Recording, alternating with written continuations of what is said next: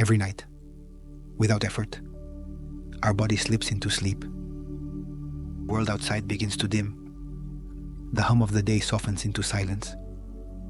You pull away from the details, the tasks, the worries, the conversations, and your mind begins its descent into stillness. But this is not simply some pause, not merely a shutdown. Numbered within that stillness, an ancient and mysterious dance begins. A quiet ritual, choreographed not by our conscious will, but by our biology. It is here, in this unassuming void between waking and sleep, that something deeply profound is unfolding. Your body becomes still, but your brain becomes active. Not in the loud, deliberate way it behaves during the day, planning, analyzing, reacting, but in a hidden, almost poetic way. Beneath your awareness, a symphony of chemical messengers begins to rise and fall. Hormones shift, neural circuits recalibrate, and at the heart of it all, two silent forces come face to face: rest and stress, sleep and stress. We often think of them as opposites. Sleep as the escape, the reprieve, the antidote to stress. But what if that's only part of the story? What if stress doesn't stop when sleep begins?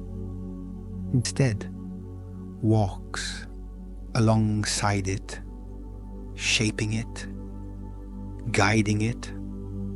And what if these two forces, so different in feeling, are actually working together as co-architects, sculpting something essential to who we are? To understand this dance, we must peer into the biology that underpins it, specifically into a system within your body known as the HPA axis, short for the hypothalamic pituitary adrenal axis. It sounds complex, but it's simply the highway of communication between three important areas: the hypothalamus, deep in your brain, the pituitary gland, just beneath it, and your adrenal glands, perched on top of your kidneys. This system acts as your body's stress response command center. When you face a challenge, whether it's a real physical threat, or just the idea of a deadline, a heartbreak, or a social interaction, the HPA axis springs into action. It releases a cascade of hormones, culminating in the release of cortisol, the primary stress hormone. Cortisol prepares the body for action, raising blood pressure, sharpening alertness, and mobilizing energy. But cortisol does more than just ready the body. It prepares the mind. It influences what you remember, how you focus, how you interpret reality. It tunes your thoughts toward potential threats, filters what you notice, and decides which details are emotionally sticky. And crucially, it doesn't just work while you're awake. It lingers. It imprints. It enters the rhythms of your sleep. This is where things get strange. You see, sleep is not a flat line. It is a journey through cycles, waves of REM and non-REM, each with their own cognitive choreography. During REM sleep, when dreams are vivid and the brain is highly active, emotional memories are reprocessed, refiled, and sometimes even rewritten. And here's where cortisol returns to the stage, not as a villain, but as a sculptor. The amount of cortisol circulating through your brain as you sleep can subtly alter how your brain decides what memories to keep and what emotions to attach to them. A stressful day, followed by fragmented or restless sleep, can lead to the consolidation of fear-based memories. The emotional residue doesn't just stay in the past. It becomes woven into the fabric of your future perception. This means that how you sleep tonight may very well influence how you remember yourself tomorrow. Pause for a moment and let that sink in. Every night, as you drift into sleep, your body is not simply recovering. It is rewriting your identity, reweaving your emotional context. Cortisol, that seemingly cold biochemical agent, is not just a reaction to stress. It is a messenger. It is a decision maker. It helps determine which neural connections are strengthened and which are allowed to fade. It nudges your subconscious towards certain themes and stories, some empowering, some unsettling. This is where the psychological and the biological become inseparable. For instance, someone who consistently experiences high stress may not only struggle to fall asleep, they may also find their dreams becoming more chaotic, emotionally charged, or repetitive. This isn't random. The brain, in its attempt to process emotional overload, starts looping, and cortisol, elevated from the day, colors the dreamscape in hues of vigilance, fear, or unresolved longing. Now imagine the opposite. Imagine a night where the body feels safe, the cortisol levels are low, the heart is calm. In this state, sleep becomes a sanctuary. The brain is freer to explore, to resolve, to integrate experience with less emotional bias. The stories you dream may be different, softer, more abstract, less burdened by the narratives of survival. So the question arises, who are we becoming in our sleep? Are we passive passengers? Or are we being shaped, invisibly, by hormonal undercurrents we barely understand? Is the content of our dreams simply the residue of the day? Or is it a deeper, hormonally guided restructuring of the self? What parts of us are being amplified, and what parts are being quietly let go? Let's return to that moment of falling asleep. You're lying in bed. Your body begins to relax. You feel the slow tide of sleep approaching. In that moment, your stress levels, your cortisol levels, matter. They affect how easily you transition into sleep and what stages of sleep you enter. High cortisol can reduce the amount of deep, restorative sleep you get. It can shorten REM cycles. It can fragment your rest, even if you don't fully wake. This matters because different stages of sleep serve different psychological functions. Deep sleep helps reset the nervous system, clear out metabolic waste from the brain, and repair cellular damage. REM sleep is where memory, emotion, and learning are recalibrated. If cortisol intrudes too much, these processes are disrupted. It's like trying to renovate a house while the alarm keeps going off in the background. And yet, cortisol is not the enemy. It is part of the body's brilliant design. It only becomes a problem when it becomes chronic, when stress becomes our baseline, not an occasional visitor. And in the modern world, with its constant demands, alerts, and uncertainties, cortisol has become a near constant companion. This leads us to a profound paradox. Our ability to deeply rest, and therefore to psychologically renew, depends not just on our willingness to sleep, but on our ability to feel safe enough to sleep well. And feeling safe is not just a thought, it is a chemical state. So perhaps it's not surprising that so many people feel exhausted, even after 8 hours in bed. If cortisol is high, sleep may come, but healing may not.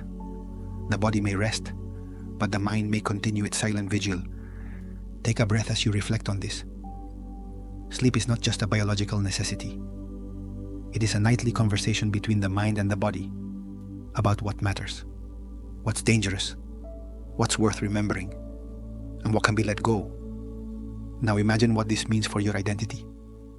Each night, your brain is editing the emotional footage of your life. It is strengthening some connections and weakening others. It is tagging certain events as important and letting others dissolve into the blur of forgetfulness. And cortisol plays a key role in this editorial process. It whispers to the brain, "This moment mattered. Keep it." Or "That felt threatening. Don't forget." Over time, these nightly edits accumulate. They shape how we see the world. They sculpt our personality. They influence how easily we feel joy, how intensely we feel anxiety, how we respond to people and situations. The architecture of our psychological life is not set in stone. It is carved slowly, night by night, in the soft clay of sleep. And yet, we so often treat sleep as an afterthought, as optional, as inconvenient. We push it to the margins. We fill our nights with stimulation, and we act surprised when our minds feel heavy, scattered, or hollow the next day. But the truth is, sleep is not passive. It is sacred. It is the invisible workshop of the self. So tonight, when you lay down and close your eyes, consider what is beginning, not ending. Consider that you are about to enter a space where your body will attempt to heal and your mind will attempt to understand.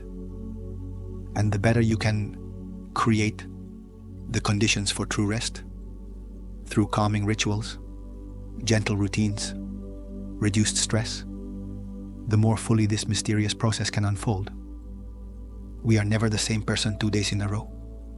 We are always in flux, always becoming, and much of that becoming happens in the dark, under the skin, beyond our awareness, guided by the quiet hand of sleep and the subtle fingerprint of stress. So take another breath. Settle into the idea that who you are is not a fixed point. It is a nightly composition, a slow layering of memory, emotion, biology, and meaning. The architects are working, whether you know it or not. And the blueprints are being drawn even now.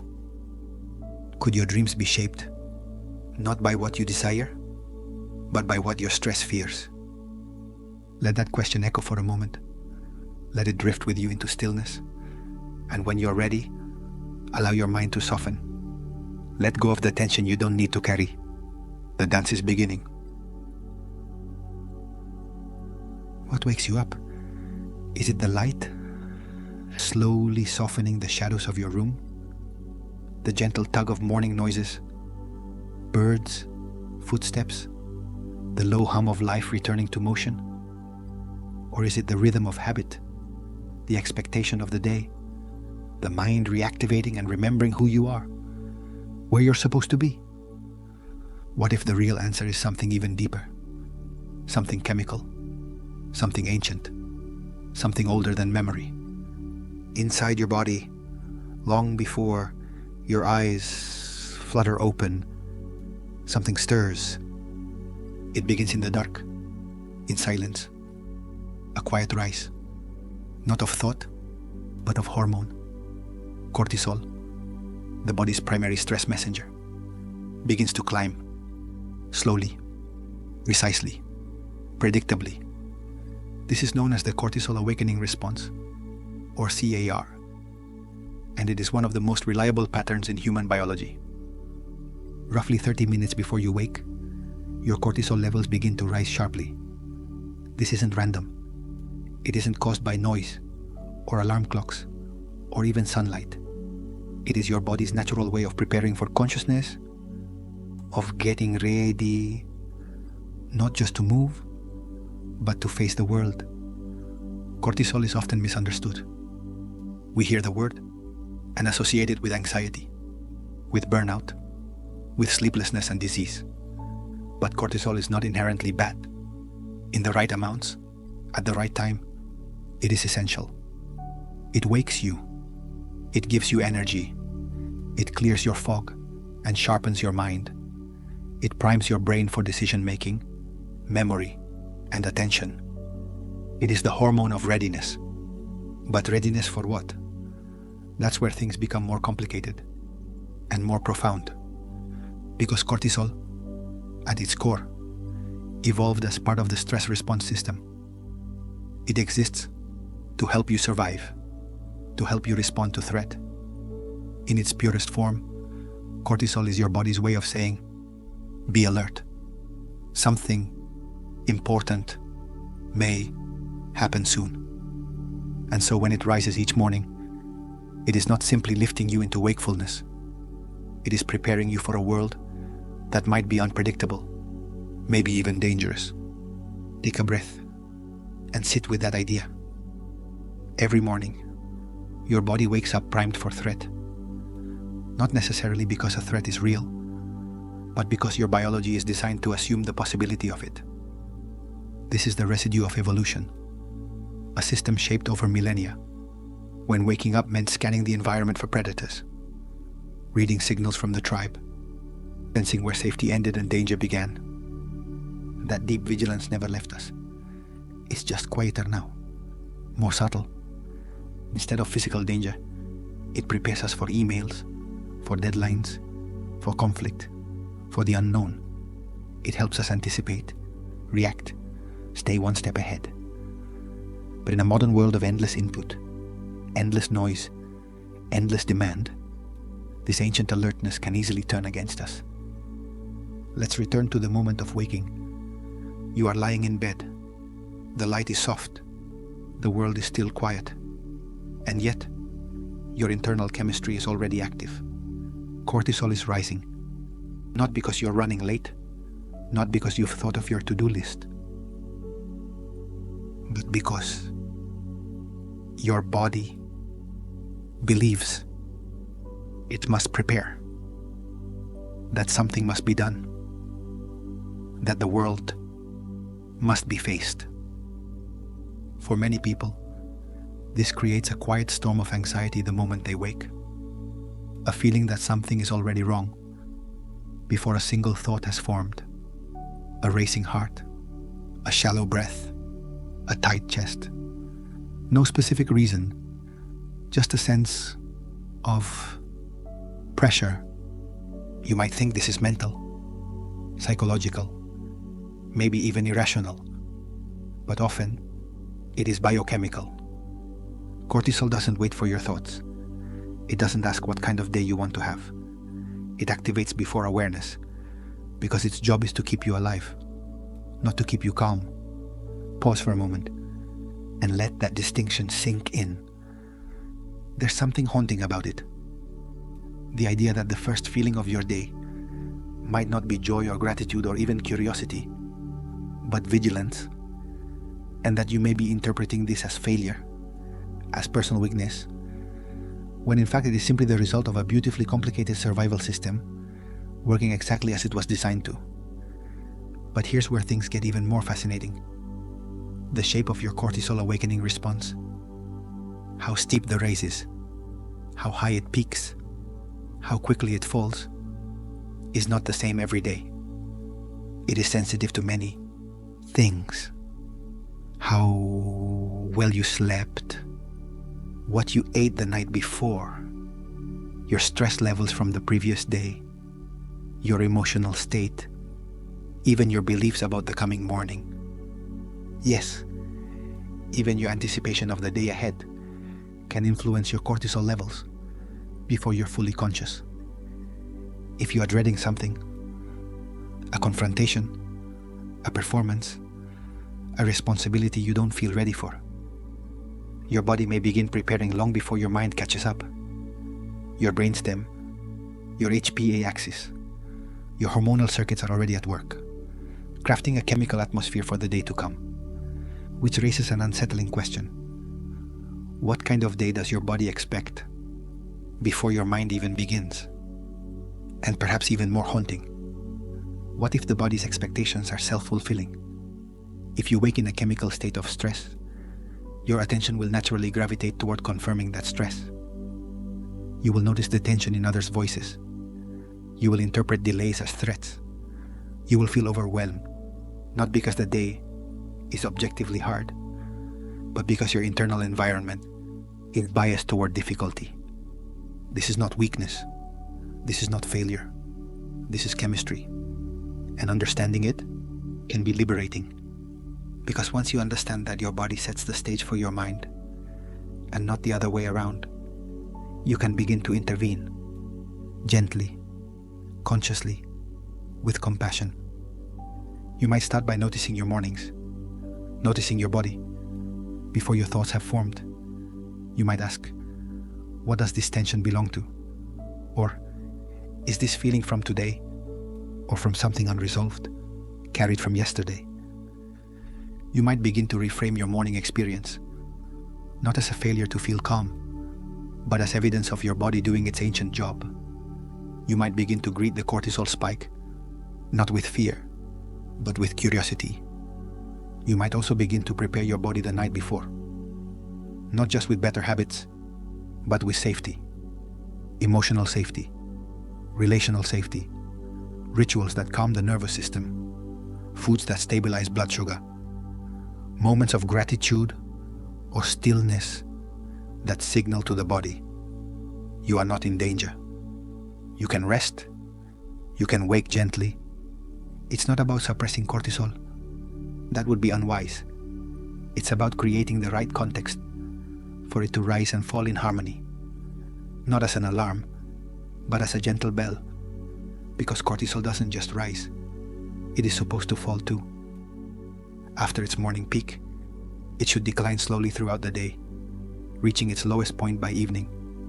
This creates a rhythm, a wave, a predictable arc that supports focus, energy, and eventually rest. But for many people, this arc has become distorted. Cortisol stays high throughout the day. It doesn't fall. Or worse, it spikes at night, just when the body needs to unwind. This dysregulation can lead to burnout, sleep disturbances, mood swings, and a general sense of always being on edge, always running, always behind. So in a sense, healing begins not just with sleep, but with waking, with the space between darkness and daylight, with the gentle, intentional shaping of the moment when your body first says, now, rise. You don't need a perfect morning routine. You don't need an elaborate ritual. What you need is awareness, a breath, a pause. What if your first act each day was not to check a screen, or plan your time, or rush into tasks, but to check in with the body that has already begun without you? You might say, I see you. You might stretch slowly. You might breathe more deeply. You might sit in the quiet for 60 seconds and feel the sensation of being awake, not thinking, not doing, just being. This is not luxury. This is biological recalibration. This is how you teach your body that it does not need to rush into war every day, that not every morning is a battlefield, that it is safe. Even now, you can begin to shift the way you wake, not by overpowering cortisol, but by harmonizing with it, by shaping your thoughts to meet your biology halfway, by stepping into the day, not with fear, but with grounded readiness. The world will still be complex. It will still bring moments of difficulty, uncertainty, and even pain. But when your awakening is intentional, when you meet your own chemistry with compassion instead of confusion, something changes. You begin to feel less like a passenger in your own body and more like a quiet co-pilot. So the next time you wake and feel that rush of alertness, that pulse of something stirring before you even remember your name, don't panic. Don't judge it. Remember, this is your body loving you, protecting you, preparing you. And now that you know this, you can begin to respond with gentleness. You can begin to rise, not in fear, but in flow. Take a breath as you reflect on this. What kind of day does your body expect before your mind even begins? And even more importantly, what kind of message do you want to send it in return?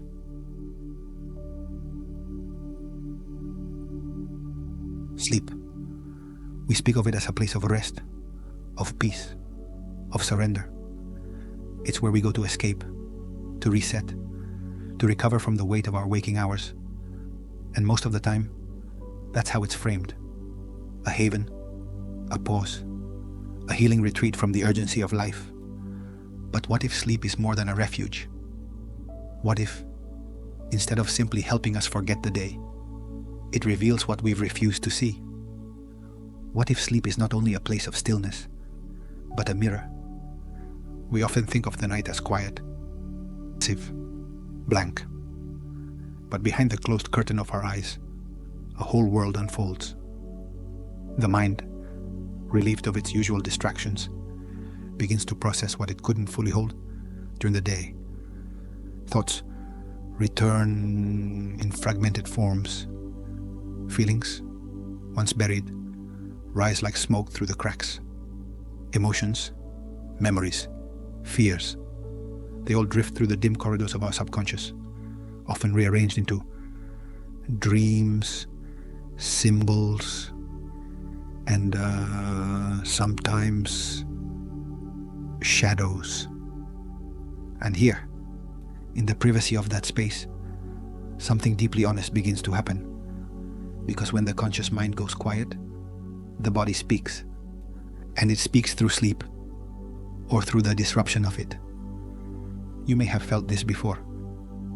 The restless tossing that won't end, the heaviness in your chest at midnight, the racing thoughts at 3 a.m., the dread of lying awake as the hours bleed away. Or perhaps you've experienced dreams that seem too vivid, too charged, too specific to be random. Dreams that leave you shaken, curious, unsettled. Maybe you wake too early, unable to fall back asleep, heart pounding for reasons you can't name. These aren't just quirks of biology. These are signals. They are messages from within. To understand this, we need to recognize that sleep is not a singular state. It is a series of finely tuned rhythms, cycles of light and deep sleep, interspersed with REM, or rapid eye movement, during which our most vivid dreaming takes place. These cycles are orchestrated by hormones, neural circuits, and, most interestingly, by your emotional and psychological state. Stress, especially when chronic or unresolved, changes these rhythms. It alters how quickly you fall asleep, how long you stay asleep, and how deeply you rest. More than that, it changes the quality of your dreams and the feel of the night. Let's go deeper. When your body is under stress, it activates the HPA axis, the same system we've spoken about before. This cascade releases cortisol and other stress hormones that prepare you for fight or flight. Now, during the day, this response can help you focus or respond to challenges. But at night, when the body is supposed to shift into restoration, elevated cortisol sends a different signal. Stay alert. Something's not safe. So even when you're lying down in a quiet room, your nervous system may still be active. On the surface, it looks like insomnia. Beneath it, it's often fear, tension, or unresolved emotion that never got fully processed. And what the body cannot express during the day, it often attempts to work through at night. That's why sleep disturbances, insomnia, nightmares, night sweats, sudden wakings are so often linked not just to external stress, but to internal conflict. Emotions that were suppressed or denied don't simply disappear. They wait. They linger. And when the defenses of the day lower, they knock at the door of your consciousness in the only way they can, through sleep itself. Let's pause here. Think of the last time you couldn't sleep.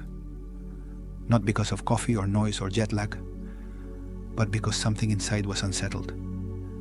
Maybe you didn't know exactly what it was, but you felt it. An uneasiness, a tension, a thought that kept looping. Or maybe it wasn't even a thought.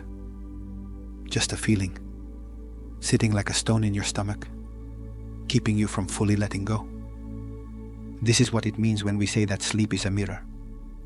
It reflects back the state of your inner world, not in the language of logic or conversation, but in sensation, in rhythm, in the presence or absence of rest. Sometimes this mirror is subtle, a faint disturbance, a dream that repeats. Other times it's vivid, a recurring nightmare, a scream in your chest, a sense of dread that pulls you from sleep before dawn. And the question becomes, what is it reflecting? Perhaps it is fear, not loud, not obvious, but constant, humming beneath your daily composure. Perhaps it is grief, unacknowledged, unspoken, yet pressing its weight into your dreams. Perhaps it is anger, or shame, or helplessness. Emotions that you've learned to hide, to cope with, to carry quietly, until night falls and the mask is no longer needed. And sometimes it's not even a specific memory or trauma.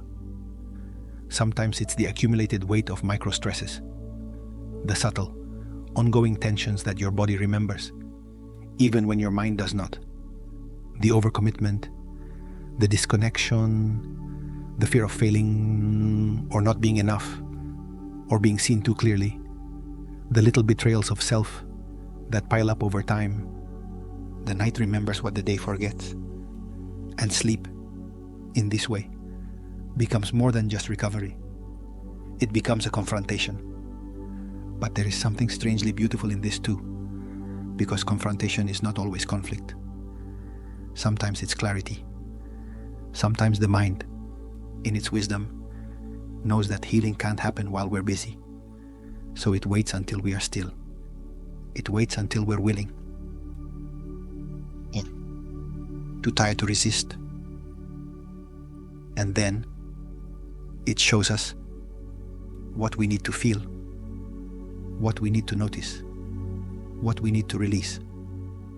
This is why dreams, especially recurring ones, are so fascinating. They are not random. They are patterned reflections. They carry symbols, metaphors, scenes that echo something deeper. And though science may debate their exact function, one thing is clear. Emotionally charged dreams often correspond to unresolved themes in waking life. A person running through dreams may be fleeing something unspoken. A house crumbling may reflect a foundation that feels unstable. A silent scream may point to something the dreamer hasn't yet found words for. These aren't just stories. They are maps. And when we listen to them without fear, without judgment, they can lead us somewhere important. But most of us were never taught to listen. We're taught to treat sleep as a biological event, separate from our emotional life. We were taught to seek fixes, pills, genes, hacks, instead of asking what our bodies are trying to tell us. We were taught that restlessness is a nuisance, not a message. That insomnia is a disorder, not a signal. So tonight, or tomorrow night, when you find yourself lying awake, consider this. What if your sleeplessness is a kind of honesty? What if it's your body's way of saying, there is something here, something you've carried too long, something that deserves your attention? And what if you didn't fight it, but listened? That listening might look like journaling before bed. It might look like slowing down. It might look like speaking aloud a truth you've been holding in.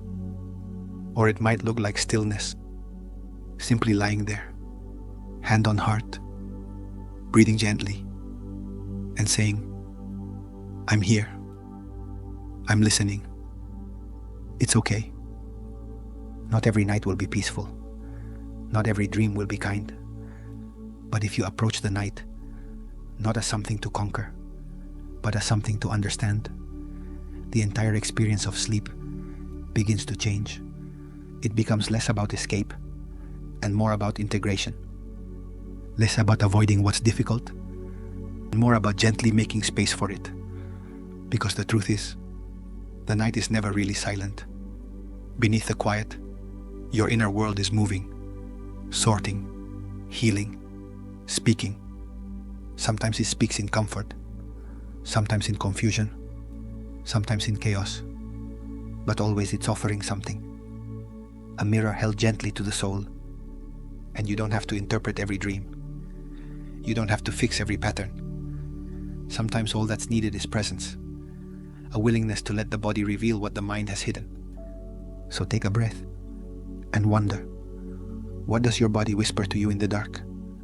when the mind is no longer speaking? What truths become visible when the distractions fall away?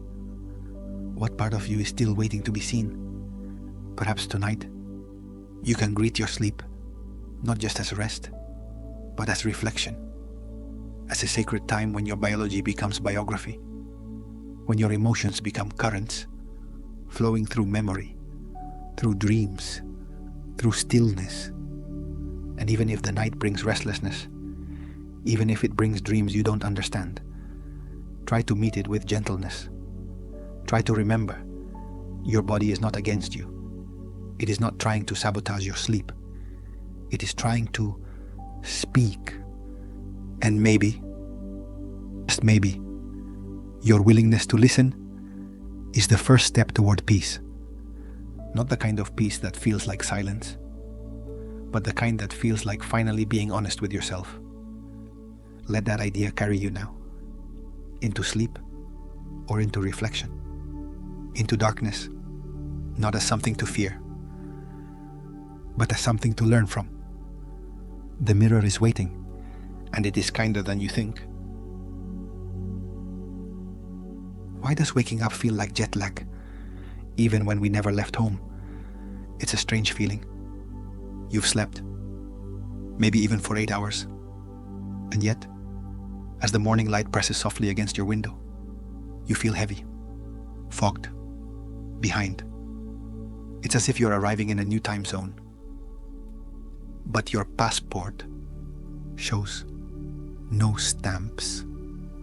Your feet have never left the ground, and your body is tired in a way sleep didn't fix. This is the quiet dissonance of modern life, where the hours on the clock and the rhythms inside us have stopped matching, where the body's ancient systems are misaligned with the artificial world we've created around them. And the result is something subtle but powerful, a kind of jet lag of the soul. We call it burnout. We call it fatigue. We call it stress. But maybe, underneath all those names, there's a simpler truth. Maybe we're just out of rhythm. To understand this, we need to start with one of the most elegant designs in nature, the circadian rhythm. The word circadian comes from the Latin circadium, meaning about a day. It refers to the internal clock that lives inside almost every cell in your body. This clock is not metaphorical. It's real, biological. It pulses with the same quiet precision that governs the turning of the earth. And it does more than just tell you when to sleep and wake.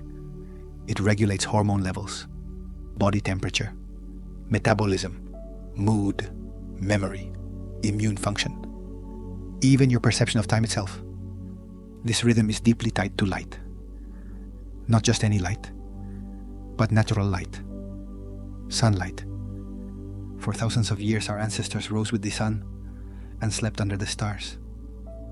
Their bodies were tuned to the sky. Cortisol rose gently with the light of dawn, preparing them to wake. Melatonin, the hormone that signals the body it's time to sleep, would rise at night as darkness fell, gently guiding them toward rest. This wasn't just a pattern, it was a harmony, flow.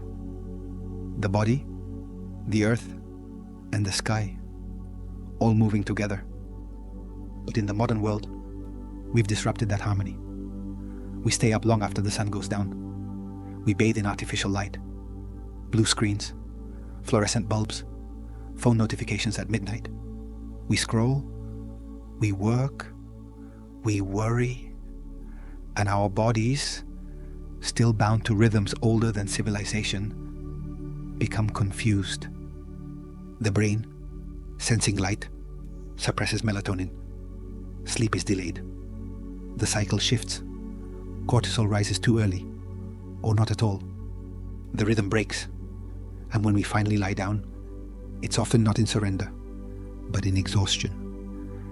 Now imagine this happening every day, every night, over weeks, months, years. The rhythm doesn't just get distorted, It gets replaced. The body no longer knows what time it is. Not truly. You're in one time zone, but your biology is in another. Your mind is pushing ahead, but your cells are lagging behind. And this is the essence of emotional jet lag. It's not caused by distance. It's caused by disconnection. Disconnection from natural light. Disconnection from sleep. Disconnection from slowness, from stillness, from the intuitive pacing of the body. Disconnection from the inner cues that once told us when to move and when to rest. And the symptoms? They're everywhere. Waking up tired, craving sugar and caffeine, feeling anxious in the morning and restless at night, mood swings, brain fog, a vague feeling of never being caught up, no matter how early you start or how late you stay awake. We blame ourselves. We say we're lazy or undisciplined. We try harder. We reach for stronger coffee, better planners, productivity apps. But often, we're not broken. We're just misaligned. Take a moment to feel into that idea. What if your exhaustion is not a personal failure, but a biological protest? What if your body isn't lagging behind because it's weak, but because it's still listening to an older truth? Let's go deeper into the mechanics. Cortisol and melatonin are the two key players in your sleep-wake rhythm. In a well-regulated body, cortisol begins to rise about an hour before you wake. It gives you the energy and alertness to begin the day. Then, as the day fades, cortisol gradually decreases while melatonin begins to rise.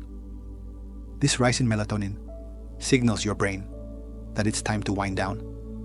It helps you feel sleepy, helps your body drop in temperature, and makes rest possible. But the presence of artificial light, especially blue light from screens, tricks the brain into thinking it's still daytime. Melatonin is suppressed. The body delays its descent into sleep.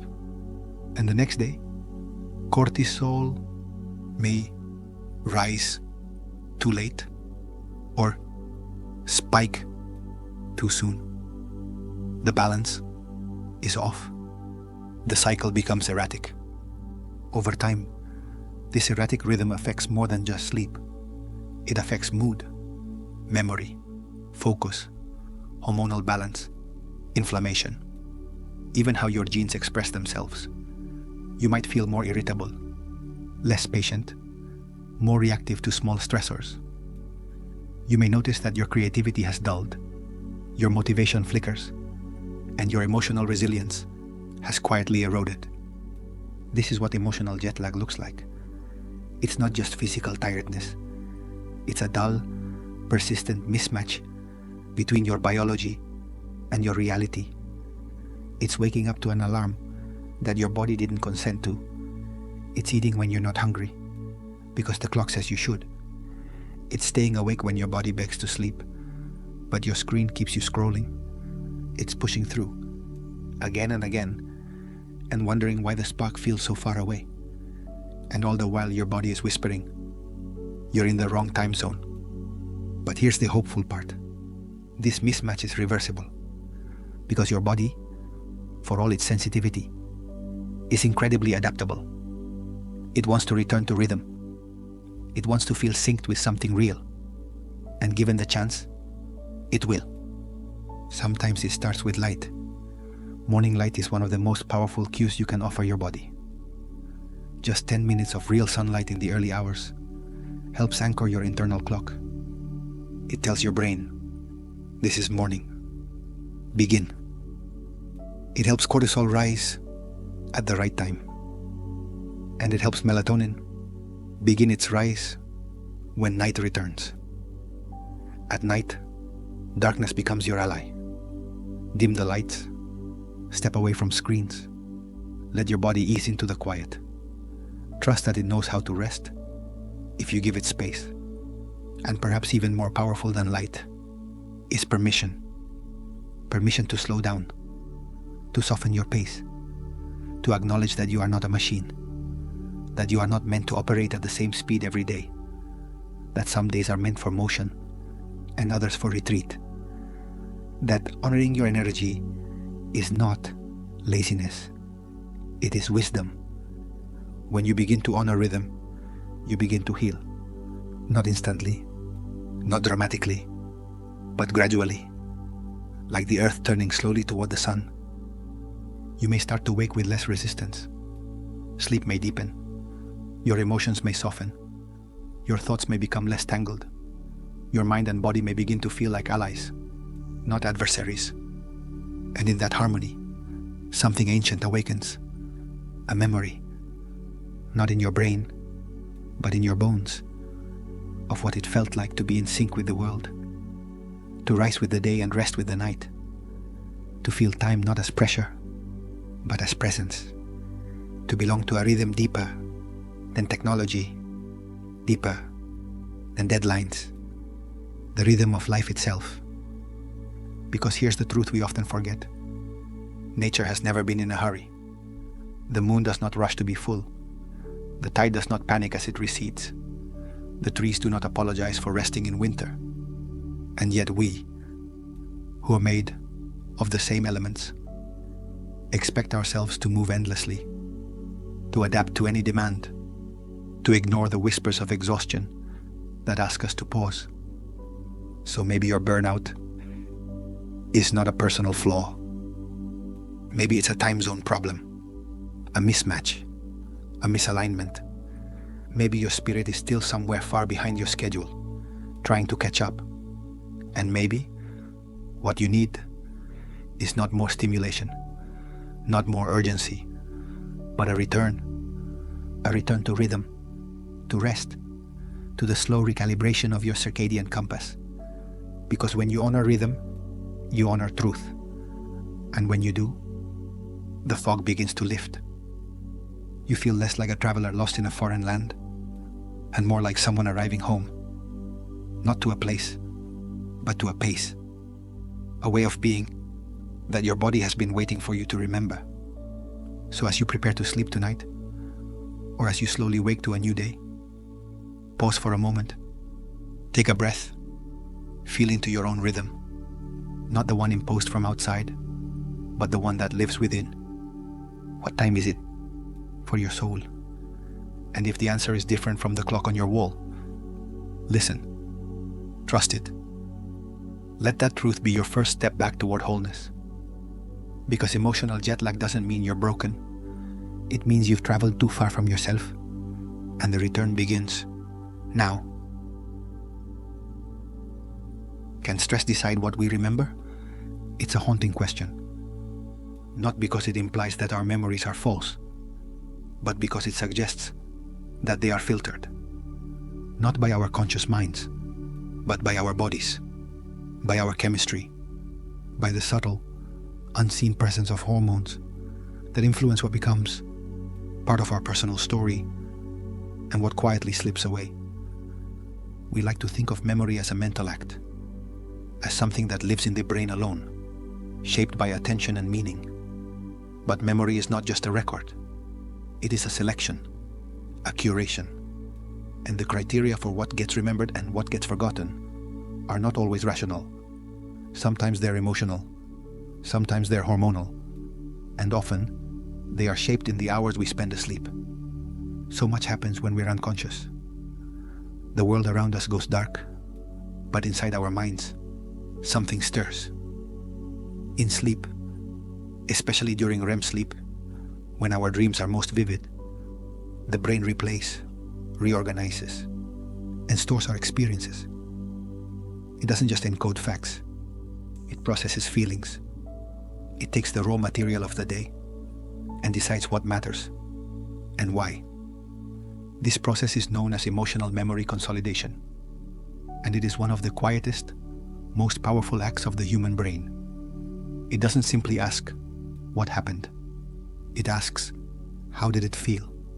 And that answer determines whether an experience is stamped into our psyche or gently dissolved.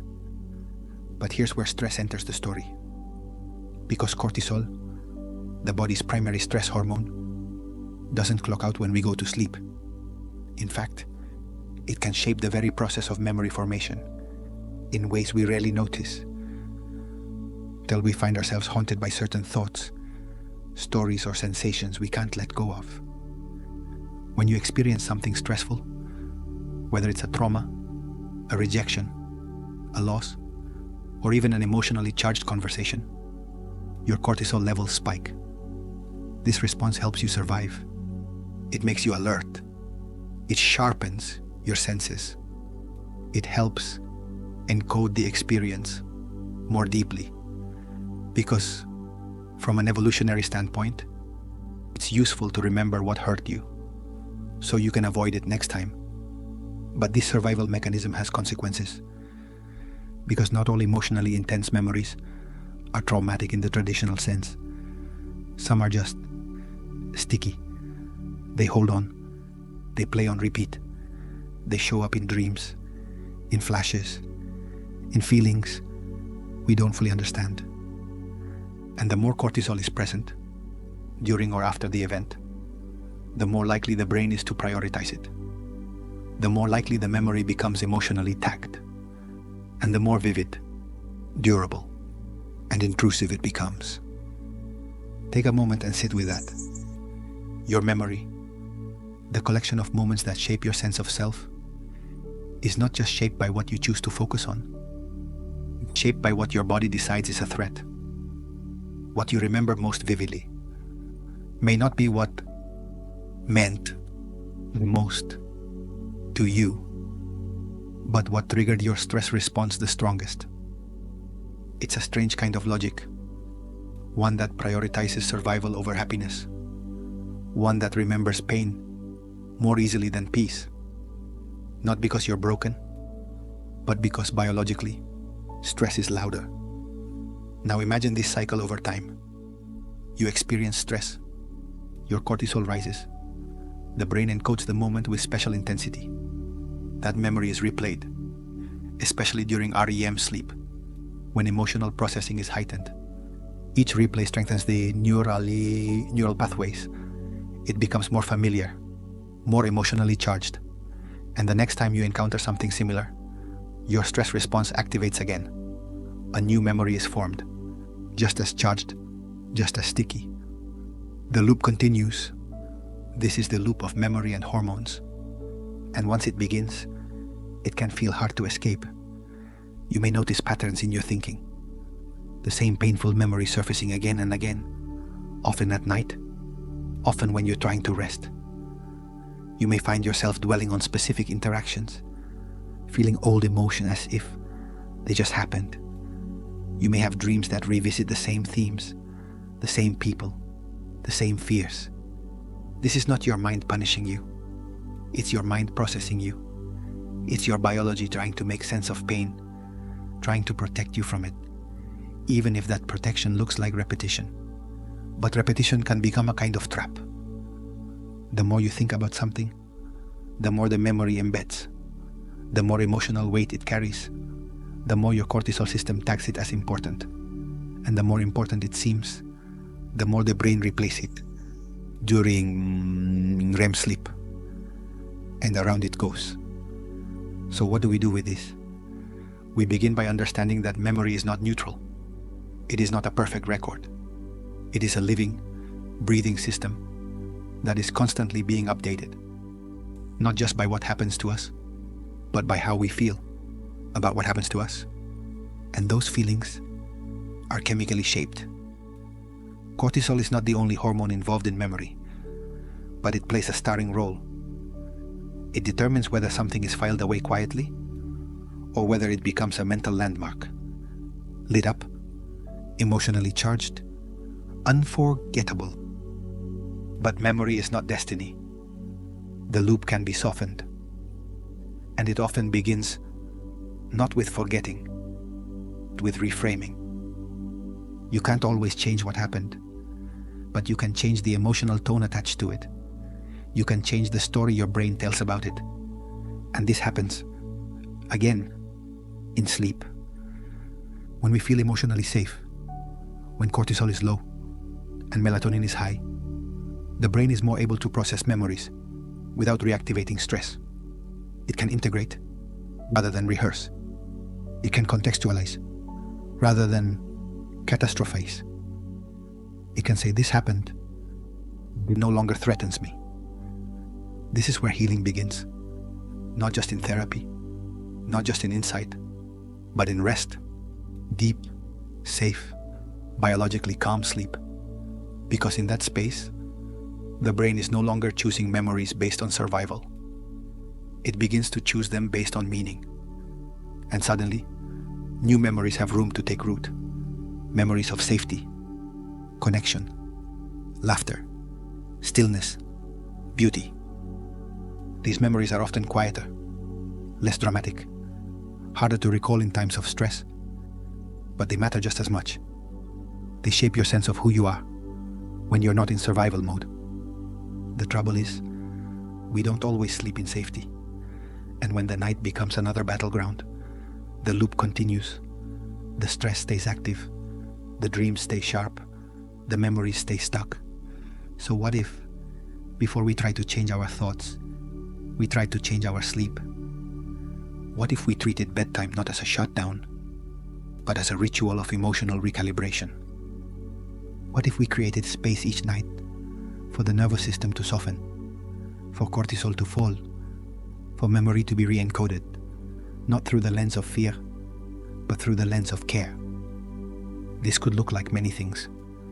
A dimly lit room, a warm cup of tea, silence, gentle breathing, words of affirmation, a quiet walk at dusk, a journal where you allow the day to spill out, so it doesn't need to replay itself in your dreams. And slowly, gently, the loop can loosen. You may still remember what hurt, but it will feel less sharp, less urgent, less defining. You may begin to notice other memories, ones that were overlooked, drowned out by the noise of stress. Memories of resilience, of kindness, of joy. And the more you remember them, the more your brain begins to prioritize those stories. The more your biology begins to shift its expectations. Cortisol no longer spikes in anticipation of pain.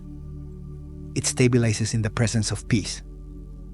You become, over time, emotionally rewired, not by force, but by rhythm, by the quiet nightly act of choosing rest over rumination, stillness over stimulation, integration over repetition. Take a breath and let that land. We often talk about letting go of the past, as if it's a single dramatic moment.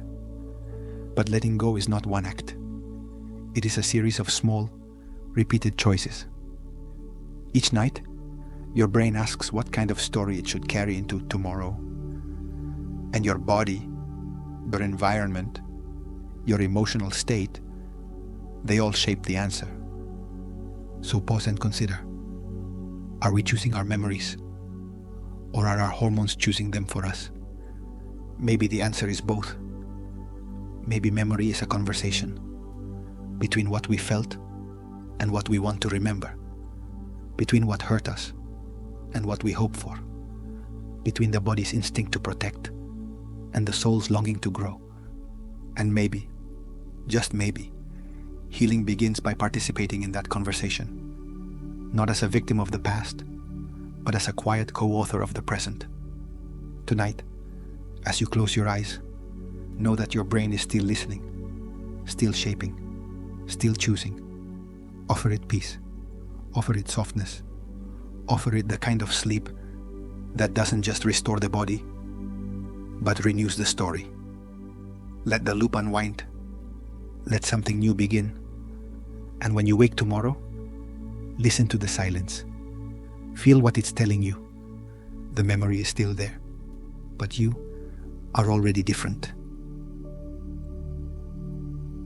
There is a special kind of chaos that surrounds adolescence, a time when everything familiar begins to shift, blur, and remake itself. Emotions surge without warning. Thoughts grow louder, more tangled. The body changes in ways that feel alien, unpredictable. Friendships fracture and reform. Identity stretches, twists, and searches for new shapes to inhabit. It is a season of questions with no clear answers. And through it all, There is a kind of exhaustion, a fatigue that lingers behind the eyes of so many teenagers, a constant pull towards sleep, mixed with a deep resistance to rest, late nights, slow mornings, mood swings, mental fog. Parents often call it laziness. Schools treat it like defiance. Society labels it as distraction. But behind all of it, something deeper is unfolding. Because the teenage brain is not just immature. It is vulnerable, exquisitely sensitive to both biological rhythms and emotional waves. And one of the most overlooked truths about this stage of life is that its storminess isn't just emotional. It's hormonal, it's chemical, it's chronobiological. In other words, it's built into the clockwork of the body. Let's begin here. In puberty, the release of melatonin, the hormone that tells the body it's time to sleep, begins to shift. In childhood, melatonin typically rises in the early evening, helping kids wind down naturally and fall asleep not long after the sun sets. Well, once puberty begins, that release is delayed by up to 2 hours. That means a teenager's brain is biologically wired to stay awake later. Not because they're being rebellious, but because their circadian rhythm is changing. Their body literally won't allow them to feel sleepy at the time adults expect. And yet, school start times, social demands, and family routines rarely adjust. So teenagers lie in bed, wide awake, anxious about not sleeping, and then are forced to wake at dawn, long before their brain is ready. Sleep deprivation becomes chronic, and as sleep debt builds, it begins to seep into every corner of their lives, not just in the form of fatigue, but in more subtle, more dangerous ways. Cognitive performance declines, emotional regulation becomes harder, risk-taking behaviors increase, mental health becomes more fragile, depression and anxiety surge, and still we ask them to focus, to behave, to define their future at a time when their inner world is unstable, unfocused, and often unseen. But that's only part of the story. At the same time that melatonin is shifting, another system is ramping up, the stress response. Cortisol, the body's main stress hormone, becomes more reactive during adolescence. This means that even small stressors feel more intense, more personal. The emotional volume of life is turned up. A missed text can feel like abandonment. A critical comment can feel like rejection. A failed test can feel like an existential collapse. This is not because teens are being dramatic. It is because their nervous system is tuned to a new frequency, one that amplifies social cues, internal doubts, and environmental stressors. The limbic system, which governs emotion, is developing faster than the prefrontal cortex, which helps with rational thinking and self-control. So emotion often overwhelms logic. Impulses win over intentions. Storm takes over before the anchor has been built. And yet, this heightened sensitivity serves a purpose. It's not a flaw in the system. It's the system doing what it was designed to do. Because adolescence isn't just about surviving high school or learning to drive. It's about building a self, not the one inherited from childhood, but the one that will walk forward into adult life. And to build a self, the brain needs to feel things deeply, needs to explore risk, to question authority, to seek novelty, to attach meaning to experience, to pull away from what is known, and experiment with what is possible. These are not just psychological tasks. They are neurochemical processes. And they happen in a context where sleep is scarce and stress is high. The result is a kind of internal turbulence, a swirling dance between identity formation and physiological overwhelm. And when sleep is restricted, everything gets harder. The brain becomes less able to regulate emotion, less able to process memory, less is able to manage attention. Without the restorative power of deep and REM sleep, the adolescent brain is caught in a cycle of reactivity. Emotions last longer. Negative memories are more easily encoded. Decision-making becomes more impulsive. Mood disorders become more likely.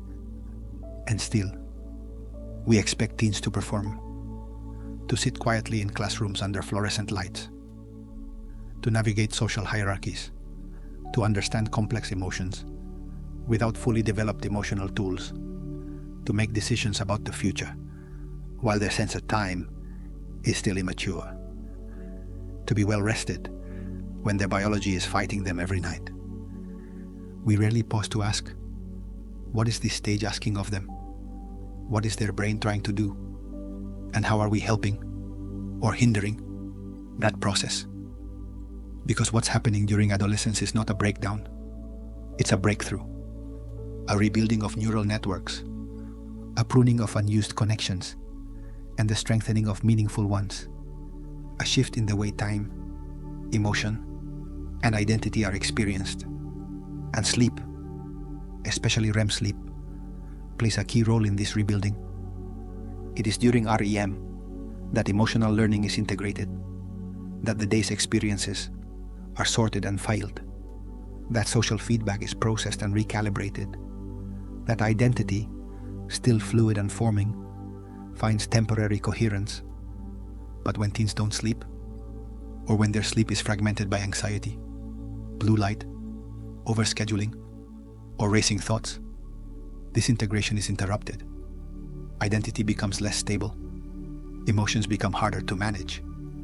The world begins to feel more hostile, more overwhelming, more unpredictable. And this is where misunderstandings begin. We see their moods and label them as overreactions.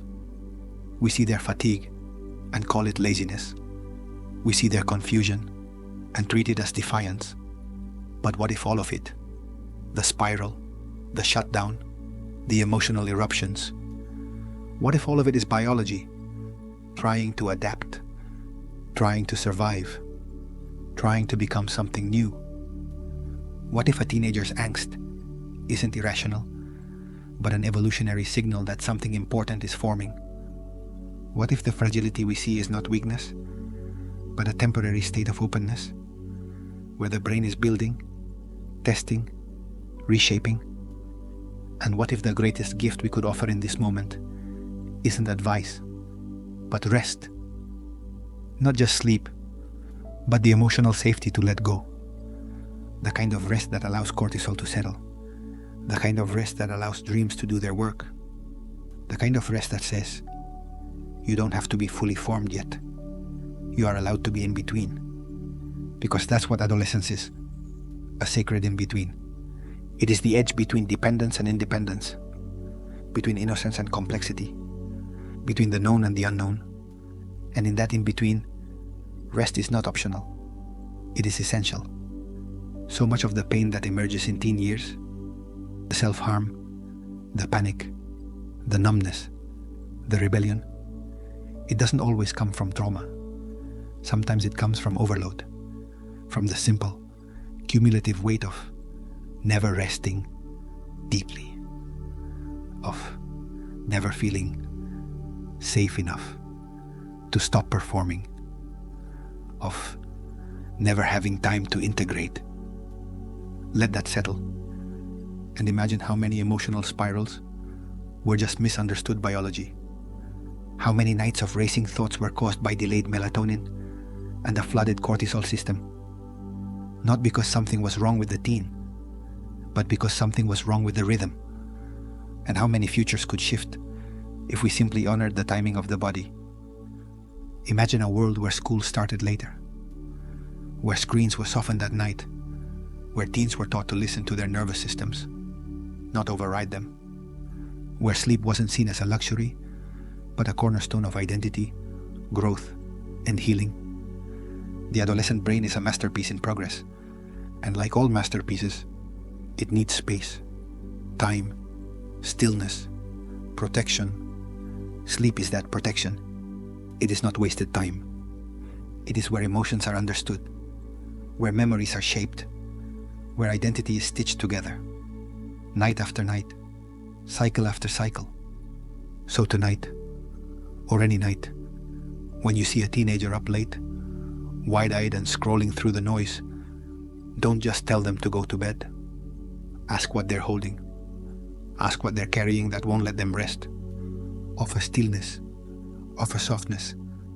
Offer the possibility that what they're feeling is not a problem, but a passage, a transition into something real, something necessary, something sacred. And then remind them, gently, again and again, that sleep is not an escape. It is the most honest place the mind can go. It is where becoming begins.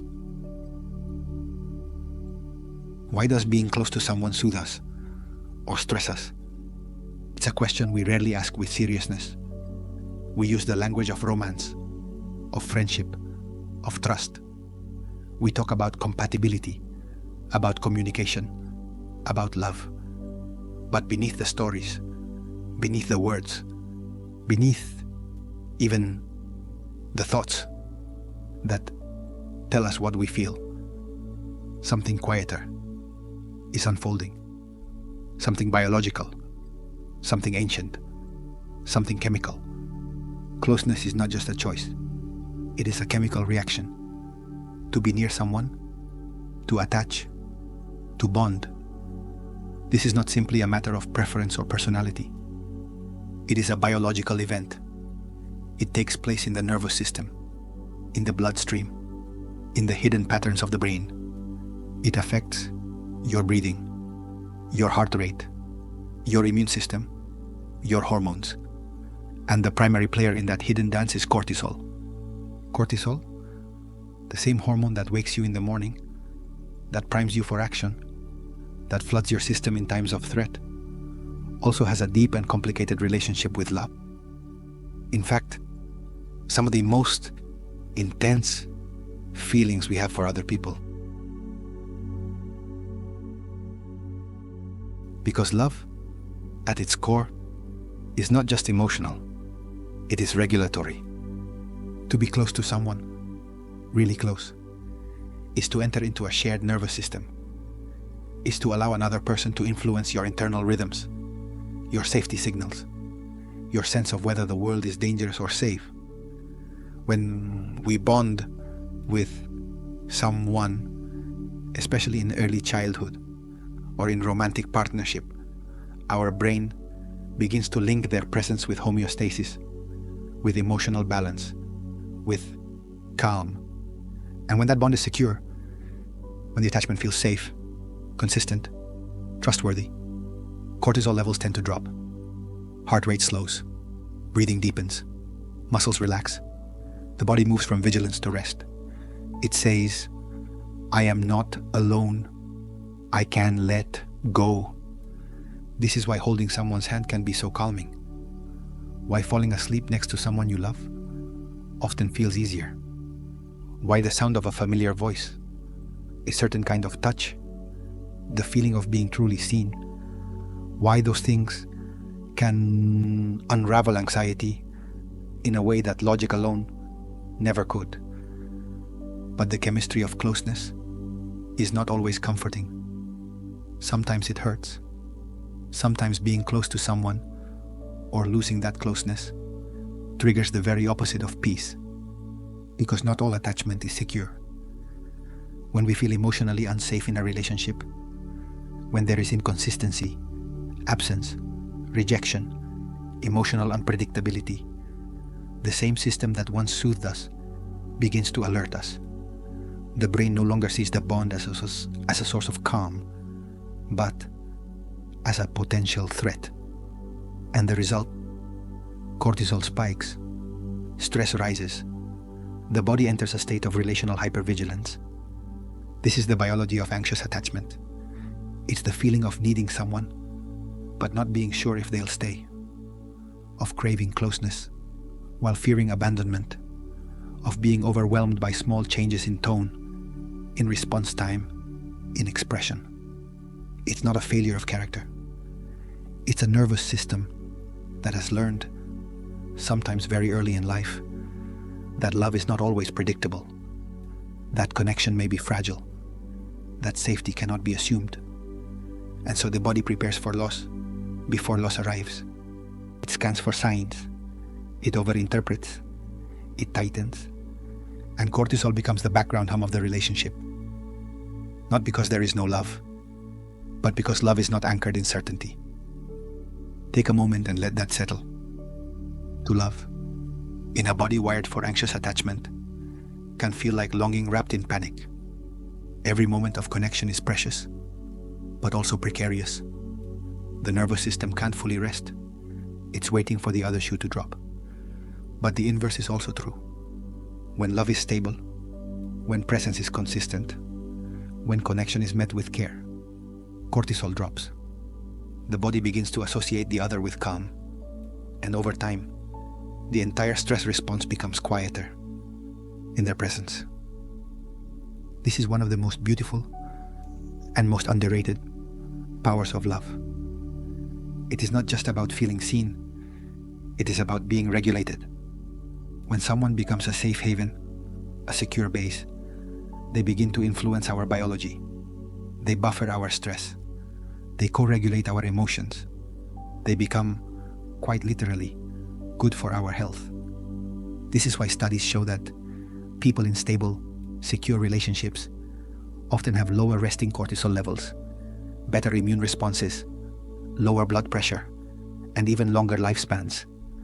Love is not just poetry. It is physiology. But it's important to note that not all closeness is good for us. Sometimes, being near someone keeps us in a state of chronic alertness. Sometimes a relationship, especially one marked by inconsistency, emotional unavailability, or subtle manipulation, triggers cortisol over and over again. The body does not feel safe, but it also can't let go. And this creates a different kind of loop. We begin to confuse intensity with intimacy. The highs and lows become addictive. The stress response becomes entangled with the feeling of love itself. And soon, the idea of calm begins to feel like disconnection. Safety feels boring. We mistake chaos for chemistry. This is how trauma can shape our patterns of closeness. How old attachment wounds, unhealed, unspoken, can drive us toward what feels familiar, even if it isn't healthy. The body, remembering its past, recreates it, not out of masochism, but out of a desire to resolve it, to find, through repetition, what it never found the first time. But healing is possible, because attachment patterns, like hormones, are not fixed. They can be reshaped. They can be soothed. They can learn a new rhythm, not by thinking differently, but by experiencing something new. And that something new often begins with presence, with a person who stays, who sees, who doesn't flinch in the face of fear, who remains consistent, even when our reactions are messy, even when our panic tries to push them away, with someone whose nervous system invites our own into rest, and perhaps most importantly, with ourselves. Because the first step to healing the chemistry of closeness is to understand that it is chemistry, that your stress around love is not a character flaw. It is not you being too much or not enough. It is not a problem to solve, but a pattern to feel. And once you understand that, you can begin to soften. You can begin to catch the cortisol before it becomes a narrative. You can say, this reaction is old. It's real, but it's not the whole truth. You can breathe through the spike. You can anchor in the present. You can ask, gently, is this fear based on now or then? And slowly, you begin to retrain your biology. You begin to feel what it's like to be loved without panic, to be wanted without conditions, to be close without collapsing. It doesn't happen all at once. It's slow, incremental, sometimes messy, But it's real. Because love, when given time and space and safety, begins to rewire the nervous system. It teaches the body that not all connection leads to pain. That closeness can be soft, not sharp. That intimacy can be grounding, not destabilizing. And that cortisol is not the ruler of our relationships, only one part of the orchestra. So as you think about your own experiences of love, ask yourself, how does my body feel in their presence? Lighter? Tighter? Do I breathe deeper? Or do I hold my breath? Does my mind race? Or rest? Because your body knows before your mind does. The nervous system tells the truth we sometimes try to ignore. It knows who is safe. It knows who triggers fear. It knows whether love is healing or harm dressed in attention. And the invitation, always, is to listen, to notice the chemistry of closeness, to understand that love is both sensation and story, that it exists not just in what we say, but in how we feel, in our pulse, our breath, our muscle tension, our sleep. To be close to someone is not just emotional. It is a full body experience, and it leaves an imprint, because our stress chemistry is not neutral. It's relational. It's shaped by who we grew up with, who we trusted, who we lost, and it continues to be shaped by who we allow close now. Which means love is not just a balm, it is also a mirror. It reflects our deepest patterns, our fears of abandonment, our longing for connection, our capacity for vulnerability. And in that reflection, we are given the chance to heal or to repeat. Reflect on this. Your body keeps score, even in love. It remembers who made you feel small. It remembers who made you feel safe. It remembers the adrenaline of chasing and the calm of being chosen. It remembers. And if you listen to those memories, not just the mental ones, but the physical ones, you may find that your body already knows what kind of love it needs. Not the one that spikes your cortisol and calls it passion, but the one that steadies your breathing and calls it home. So tonight, or whenever you reflect on those you hold close, ask, does this closeness calm me or confuse me? Does my body rest in their presence or prepare? And whatever the answer, trust it. Because love is not just what happens between two people. It's what happens within you in response to them. It is chemistry. It is history. It is memory made flesh. And you deserve the kind that brings you back to yourself, not just emotionally, but biologically. We've all heard the phrase, soul tie. It floats in conversations about love, loss, intimacy, and memory. Sometimes it's said with reverence, sometimes with regret. It implies a bond that goes beyond logic, something invisible, something spiritual. The sense that a part of us, still connected to someone else, even long after they're gone. A glance across a room, a name you haven't heard in years, a dream, a song, and suddenly, they're there. Not physically, but fully present in your body, in your breath, in your heartbeat. You remember how they made you feel, how they made you ache. You might even feel like you've never truly been free of them. This is what many describe as a soul tie, a connection that doesn't fade with time, that outlives the relationship itself. For some, it feels mystical. For others, painful. But beneath the language of soul and spirit, we are invited to ask a different kind of question. What is actually happening inside us when we feel tethered to someone who is no longer there? What if the experience we call a soul tie is also a biological echo? What if the bond isn't only emotional, but hormonal? Let's begin with what happens during intense emotional connection, especially intimate, romantic, or traumatic ones. Whether it's a first love, a deep betrayal, passionate encounter, or a painful loss, the body records the moment just as vividly as the heart does. When we attach to someone, particularly through physical intimacy or emotionally charged interaction, several neurochemicals come into play. Oxytocin, often called the bonding hormone, is released in large amounts during touch, sex, and deep emotional connection. It creates a sense of trust, safety, and closeness. It makes the other person feel familiar, significant, necessary. At the same time, dopamine, the reward hormone, floods the brain. We feel pleasure, longing, anticipation. The person becomes associated with that rush. Our brain begins to encode them as a source of reward, comfort, and connection.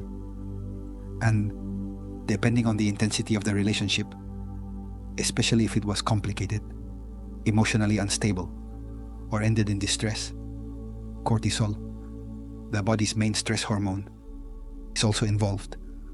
If the relationship was filled with uncertainty, conflict, or rupture, cortisol surges, tagging the emotional memory as important, threatening, unresolved. Now imagine this combination: oxytocin, dopamine, cortisol, swirling together during one of the most formative experiences of your emotional life. What you're left with isn't just a memory, it's a loop, a deeply encoded neural and hormonal loop that doesn't disappear when the person does. Instead, it lives on in your nervous system. That's why long after the relationship ends, the body still reacts. Your mind still returns to them. Your emotions still feel raw. You might feel confusion. Why can't I move on? Why does this person still live inside me? You might call it a soul tie, but biology offers another lens. What if your body is simply responding to an internal map it hasn't had the chance to redraw?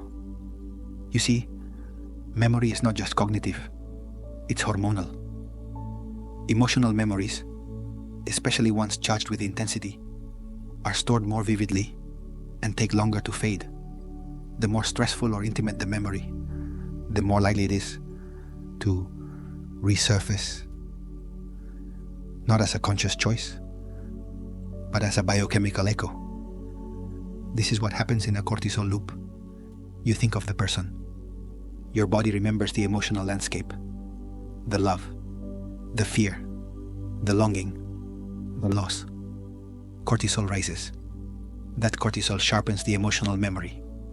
And the brain, interpreting that as important, brings the thought back again. Each repetition strengthens the connection. It's not obsession. It's not weakness. It's chemistry. And this is where biology and belief begin to blur. Because what many spiritual traditions call a soul tie, an unseen cord linking you to another, may in some cases be your body trying to process unresolved hormonal and emotional energy. The sensations are real. The weight is real. But it doesn't always mean the person is still with you in a metaphysical sense. Sometimes it means your nervous system hasn't been given enough safety, stillness, or time to release them. And yet, isn't that also its own kind of soul work? Maybe biology doesn't dismiss spirituality. Maybe it explains it differently. Maybe the bonds that feel spiritual are just as sacred when seen through the lens of the body. Maybe hormones are part of the soul's language, not separate from it. Because after all, what is the body, if not the soul's physical memory? Take a moment and reflect on someone you once felt tethered to.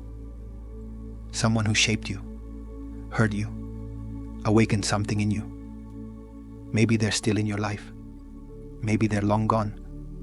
But still, a part of you responds to them. A picture, a scent, a passing memory. Why? Because the body remembers. Sometimes that memory is tied not to love, but to stress. When love is safe and complete, it often leaves a warm residue. But when it ends abruptly, or was filled with instability, the body stays alert. Cortisol lingers, the mind replays, and the loop continues. In those moments, you may feel like you're haunted, but what you're really experiencing is the body trying to resolve something it didn't get closure on. That's why closure isn't just a conversation. It's a shift in chemistry. It's when the brain no longer tags that person as emotionally urgent. It's when the cortisol loop unwinds and the thought no longer activates the same internal storm. But for that to happen, we must treat healing not just as emotional release, but as nervous system recalibration. This is not always poetic. It often looks like routine, regulation, repatterning. It looks like removing reminders that keep the loop alive.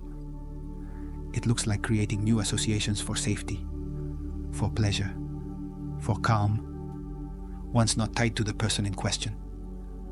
It looks like allowing oxytocin to be released in other contexts, through friendship, touch, connection with self, nature, or animals. It looks like building a new neurochemical landscape, one not defined by the past. And slowly, the emotional tether begins to fade. Not because you've forgotten, but because the body no longer believes it's in danger, or in waiting, or in need of what it once believed was essential. Let that settle for a moment. What if letting go is not emotional, but biochemical? What if the stories we carry about attachment are not just mental, but physical loops, reinforced by stress and intimacy? What if healing is less about forgetting them, and more about teaching your body that it is safe now? This doesn't have to be a contradiction to spiritual belief. In fact, it might be the bridge between science and soul, because whether we call it a soul tie or a cortisol loop, the experience is real, and real pain deserves real compassion, no matter what we name it.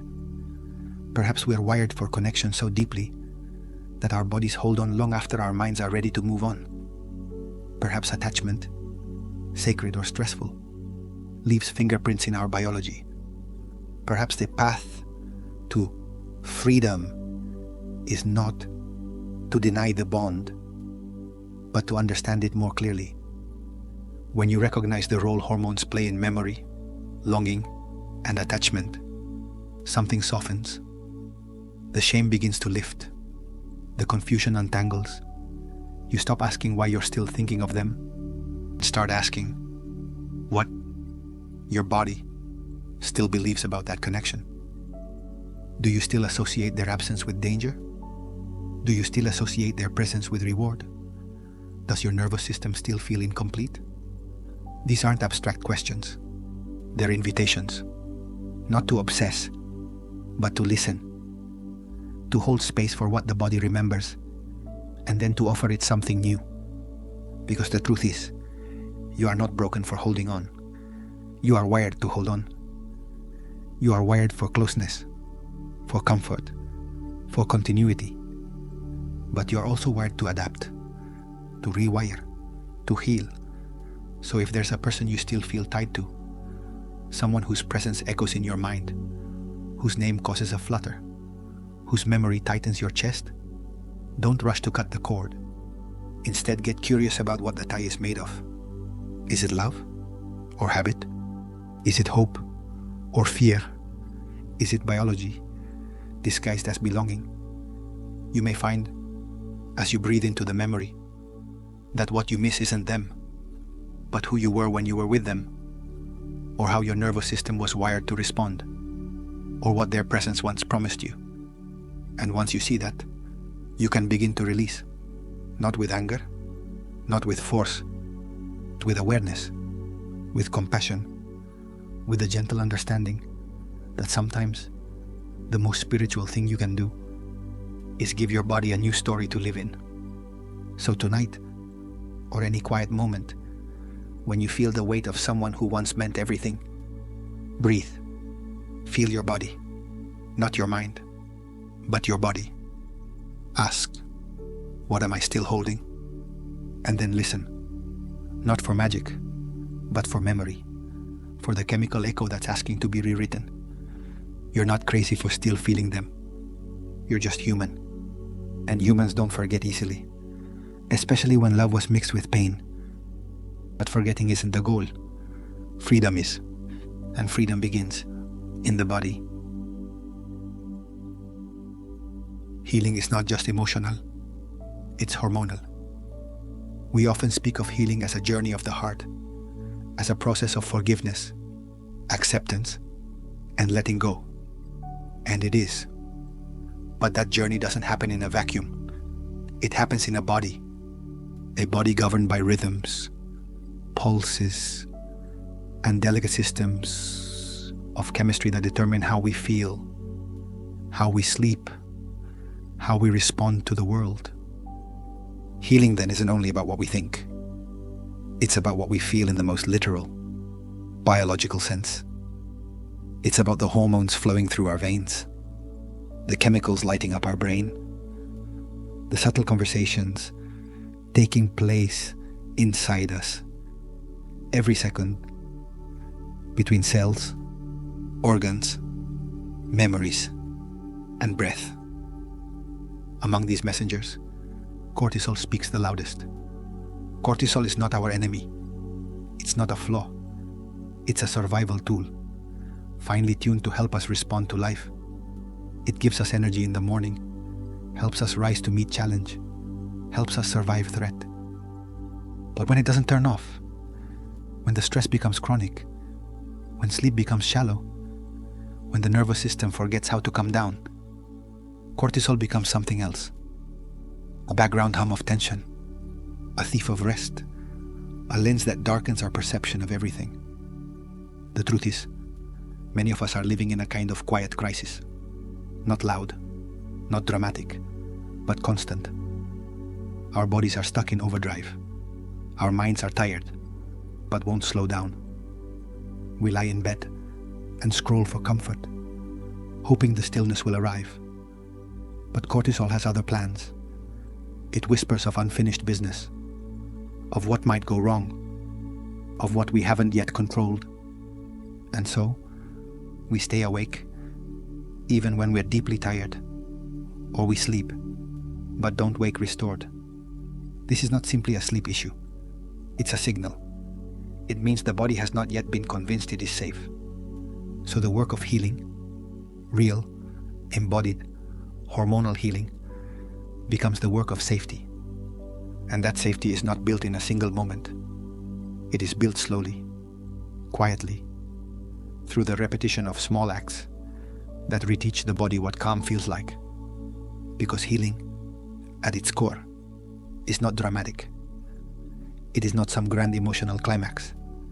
It is not one breakthrough or one perfect day. It is a series of small, consistent choices that create the conditions for balance to return. It is boring, sometimes, gentle, unseen, but it is also profound. And much of it begins with sleep. Sleep is the body's original form of therapy.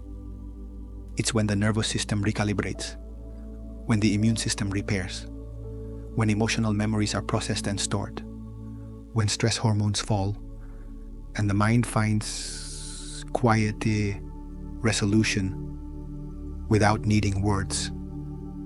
But in order for sleep to do its work, we have to allow it. We have to create the right internal chemistry. We have to move the body out of fight or flight and into rest. So how do we do that? We begin with breath. Breath is the language of the nervous system. It speaks directly to the vagus nerve, a major player in calming the body. When we breathe slowly, deeply, especially through the nose and into the belly, we signal to the brain that we are safe. And in that safety, cortisol drops. The body softens. Sleep becomes possible. One deep breath may not change everything, but 10, 20, a few minutes of presence with the breath each evening. This becomes medicine, not fast acting like a pill, but lasting like a shift in the soil. Next, we bring our attention to light. Modern life has given us many gifts, but also a flood of artificial light that confuses the ancient rhythms of our biology. The body still thinks in light and dark. It still expects the sun to guide the day and darkness to prepare the night. But screens, especially blue light, disrupt this. They suppress melatonin, the hormone that tells us it's time to sleep.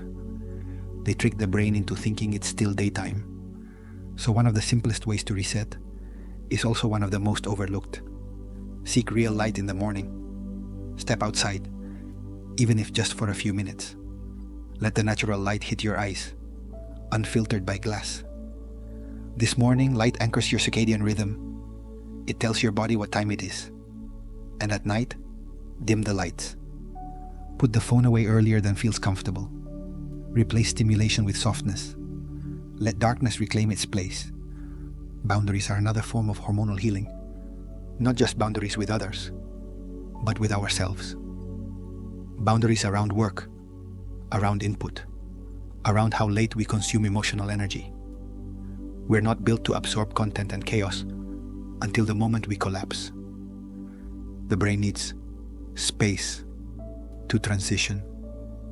It needs an evening rhythm, a sense that the day is ending, that nothing urgent is required, that it is safe to descend. This boundary could be a warm bath, a book, a walk in quiet, a journal, a cup of tea that reminds you the body is winding down now. And yes, boundaries also mean saying no to the conversation that can wait, to the screen that won't soothe, to the late night guilt that says you haven't done enough. Because healing means reclaiming rest as a right, not a reward. It means understanding that your body does not need to earn sleep. It needs to be allowed to remember sleep. And perhaps most quietly transformative of all, healing comes through consistency, not perfection, but rhythm. The body learns through rhythm, through repetition, through what it experiences again and again, until it begins to expect it. And so, each night that you choose calm over chaos, softness over stimulation, presence over performance, each night that you offer your body the chance to come down, you are rewiring something. You may not feel it right away, but deep inside, cortisol is adjusting. Melatonin is rising. Your nervous system is relearning how to rest. And over time, this becomes your new baseline. You wake a little lighter, your mood a little more stable, your mind a little more spacious. You begin to trust rest, not as an escape, but as a return, because that's what healing truly is. A return to the rhythms your body once knew, to the safety it once felt, to the simplicity of nights not ruled by fear, to the quiet recognition the world doesn't fall apart when you close your eyes. In that return, there is detox, not in the trendy sense, but in the truest sense. The body literally clears out stress hormones during sleep. The brain rinses itself of emotional and metabolic waste. The muscles unclench. The mind reprocesses what the waking world didn't have time for. Sleep is not absence. It is restoration. And when we treat it with reverence, when we protect it, when we prepare for it, we are not just resting, we are healing. So take a moment now, wherever you are, and ask yourself, what is the quality of my rest? Not just how many hours, but how deeply does my body feel safe when I sleep? Is there tension in my chest? Do I wake in the night with a mind that won't stop moving? Do I feel like I'm running even when I'm lying still? If so, that's not failure. That's feedback. It means your system is still holding too much. It means the cortisol hasn't had a chance to fall. It means the body needs more softness, not more willpower. So start there, with breath, with boundaries, with light, with letting go. Start small, but start consistently. And trust this, your body wants to heal. It is always moving toward balance, if given the space. It is always trying to find its rhythm again, even if it's been years. You don't have to fix everything overnight. You don't need to force stillness. You just need to create the space for your biology to do what it was always meant to do. In that space, the emotional detox begins, not in fire, not in fury, but in sleep, in steady hormone-guided sleep. Because when cortisol settles and melatonin rises, something quiet begins to shift. You no longer feel like you're sprinting through life. You no longer feel like peace is something far away. It becomes something internal, something practiced, something remembered. So pause and let this sink in. What if the greatest self-care is to teach your body to feel safe again?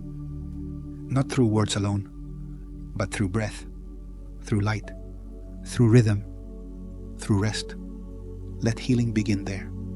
Not in a dramatic awakening, but in a gentle hormone-guided descent into the safety of sleep. Stillness is not the absence of thought. It is the space where thought dissolves into something quieter, something slower, something older than language. And in that space, in that delicate pause between the world and the self, we sleep. Not just as an escape from the day, but as a return to the deepest parts of who we are. This is where we end our journey, and where the true work begins. Because sleep, as we've now seen, is not passive. It is not empty. It is not merely the body powering down. It is a ritual, a rhythm, a sacred act, carried out each night, often without our awareness, but never without purpose. It is where stress is measured, where memory is rewritten, where emotions are sorted, identity recalibrated, and the entire self given the chance to start again. In sleep, we don't just rest, we reorganize. We sift through what's worth remembering and what can be let go. We soften the sharp edges of grief. We metabolize joy. We file away fear, if we're lucky, in places where it no longer dominates the present. And in the deepest phases of sleep, beyond the reach of thought, the mind begins to restore the very architecture of who we are. Not with effort, but through rhythm. Not with will, but with surrender. This is the quiet miracle of the mind at rest. It is here that the stress story is rewritten. Not erased, not denied, but reframed, integrated, reshaped into something that no longer defines us so absolutely. Because while we sleep, cortisol falls, melatonin rises, the brain moves into cycles that allow emotions to complete their arcs. Threat responses unwind, nightmares dissolve, or reveal their lessons, and the nervous system, in its infinite wisdom, begins again. But how often do we let this happen? How often do we actually give sleep the space to become sacred? More often, we treat sleep as a transaction, as something that's supposed to serve our productivity, our clarity, our ability to function in the morning. We measure it in hours. We try to optimize it. We expect it to deliver us into the day like a machine reset. But sleep is not a machine. It is a metamorphosis, a slow, quiet, nightly alchemy that doesn't just change how we feel, it changes who we are. Because who you are is not fixed. You are fluid, shaped by each thought, each breath, each cycle of rest and renewal. Every night is a small death, a letting go of who you were during the day, so that something new might emerge by morning.